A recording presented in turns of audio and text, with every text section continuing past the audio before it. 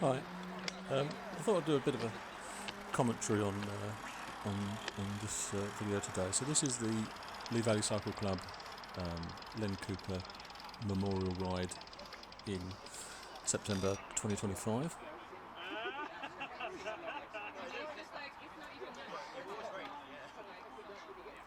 Not sure of the exact numbers of riders that turned up today, but it must have been in the region of 25 to 30 club members was able to attend, which was a good turnout.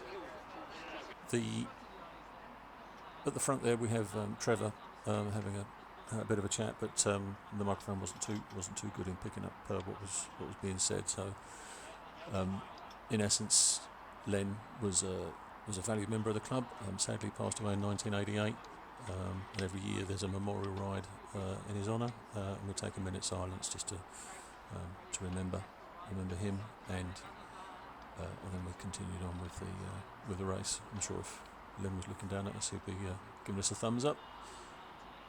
It was a good ride.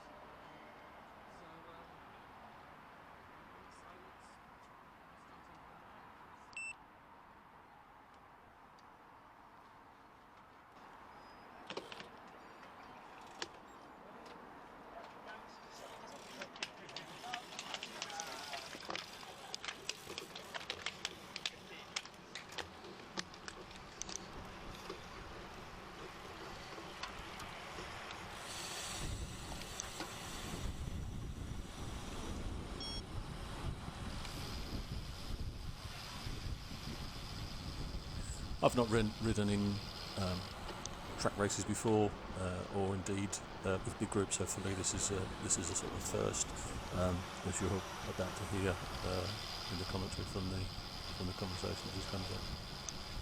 Have you ridden here before? No, first time ever. I did I think you call it Hog Hill at Redbridge. That's it, yeah. But that was at the end of the Essex 100 race. So it was just like one. It's 14. Yeah. That's right, yeah. So just like one lap. That's a full circuit lap as well. That one, Yeah. When we do the Hog Hill one, the Redbridge circuit, we only do the lower circuit. Oh right, okay. It does help. That full circuit is absolutely savage. Yeah, it was at the end of the 100. It's dirt in the race, you know. The PC going up there. Exactly. Absolutely. Yeah, this one goes quite right to go. Good circuit. Yeah. I'm a Cat C rider, so my average speeds are around about the sort of 16, 17 mile an hour mark, whereas a lot of the guys and women that turned up for this one are probably category A or even category B riders, so their sort of average speeds are normally sort of a fair bit higher than mine. So for me, it was quite a new experience, and looking at the results at the end on Strava indicated I achieved sort of quite a few personal bests from that high speed, highest 10 mile ride. At some points we was doing, according to the head unit on my one, I think we was doing about 31 mile an hour in a couple of locations. So the speed was ultimately ended up being quite high, but that's obviously what you'd expect from a race situation. But it was a fantastic experience and worth doing, and something to do again.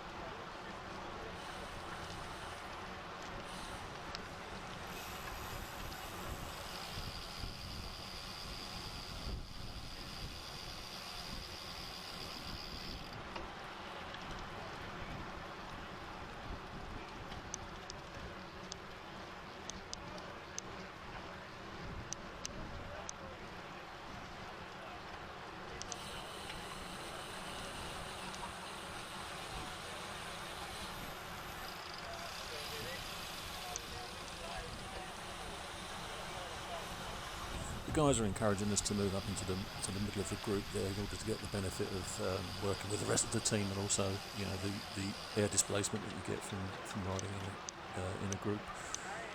They obviously know what's coming up. The faster, as you start to move along and accelerate, it's easy to sort of fall off the back, and then you're making life a lot harder for yourself in terms of forever trying to regain the group again. So keeping with the bunch is sort of key to successful riding.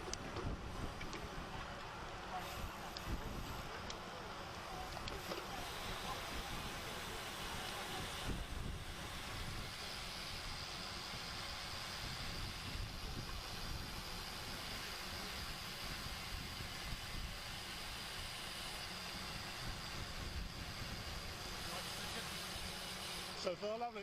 Good, it's like really good to train on. It's a nice smooth circuit. Absolutely. I mean, crikey, if the roads were like this all the time, Yeah. riding would be the only thing to do.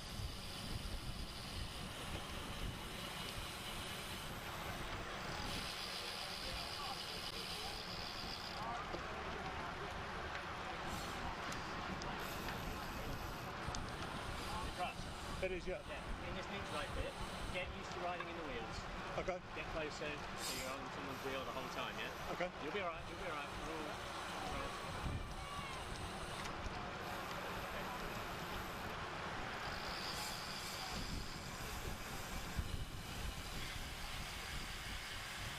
One of the key differences, I guess, between the type of riding that I'm more used to, which is the road riding rather than the track riding, is the fact that on the road there's a fair amount of leeway in terms of where you can go as you move around on the road to avoid potholes and that sort of stuff. But on a track, that's not what you do. For everybody's safety, you really do need to maintain the line that you're on. If I was further up towards the middle of the bunch and even towards the front of the bunch, then the people around you need to know that you're going to be in a certain place for them to make their steering operations as they go into corners and stuff. They don't want you moving around, because obviously that would be unsafe. If someone's going for a gap on the inside or the outside or whatever, then they've got an expectation obviously that that gap is going to be available for them to go through, irrespective of the speed that you're ultimately going. Nobody's going to do anything stupid, so you can trust the riders to hold the lines. Good.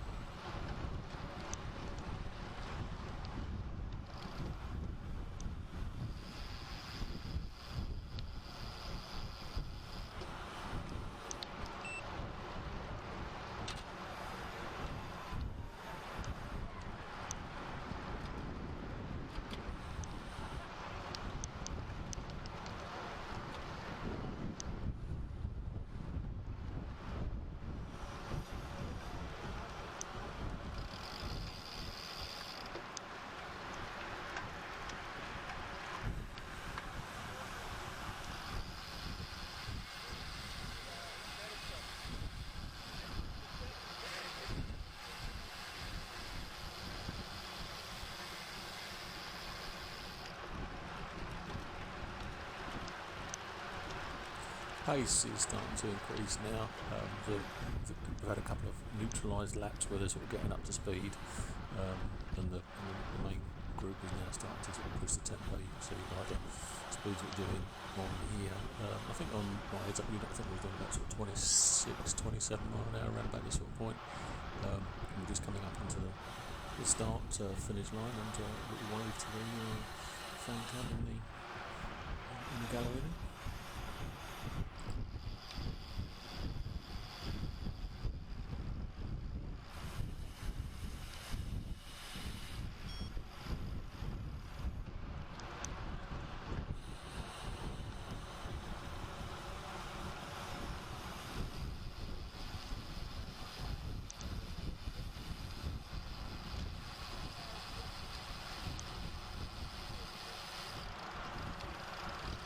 lesson learned is braking, because as you can see here, I braked a bit late into the corner and scrubbed off a bit too much speed. But within the space of 10 yards, effectively, you've already got a gap between you and the people in front of you. So again, you've lost that towing effect from the main group. So consequently, spending more energy now to try and catch up. That sort of yo-yo effect.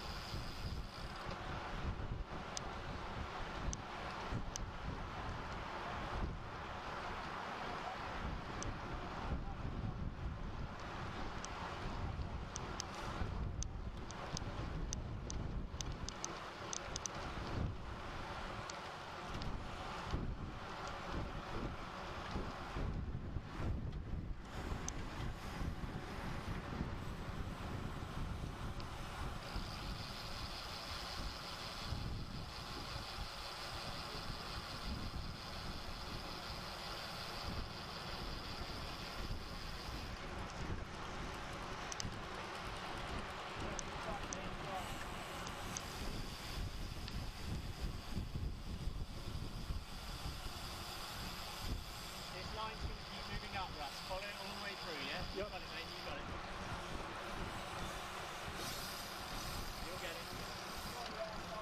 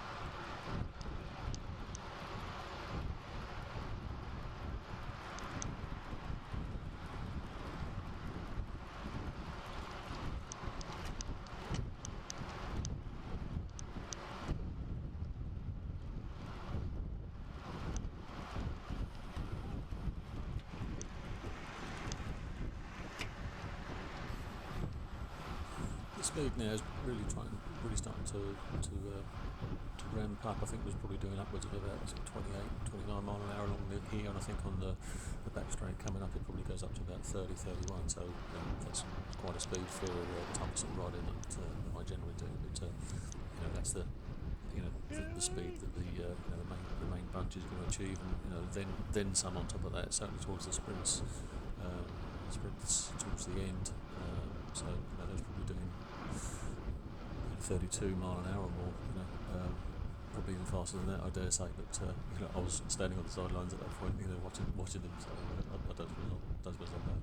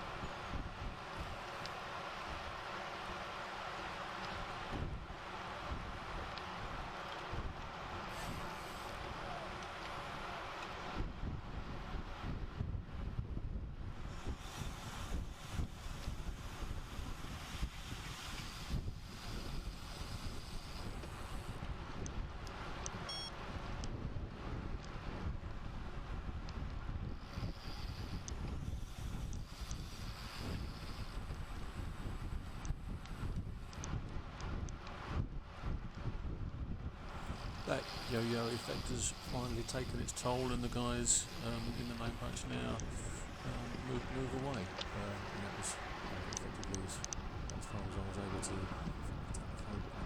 So as you can see, they sort of just disappear into the distance very quickly. So fair play to them. But certainly an exciting. This is the main bunch coming past on the back straight, and as you can see, the speed is pretty quick.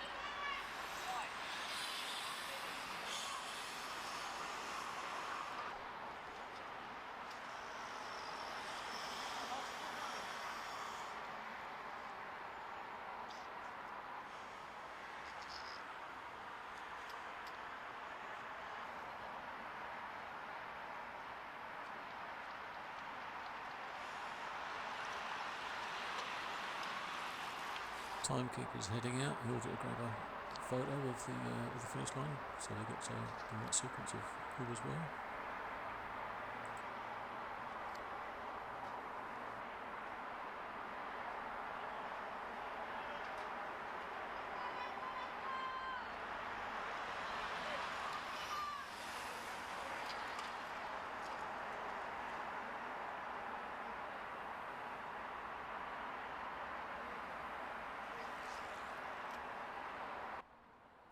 This isn't the best camera position to be in to sort of film it correctly, but this is the final sprint for the line.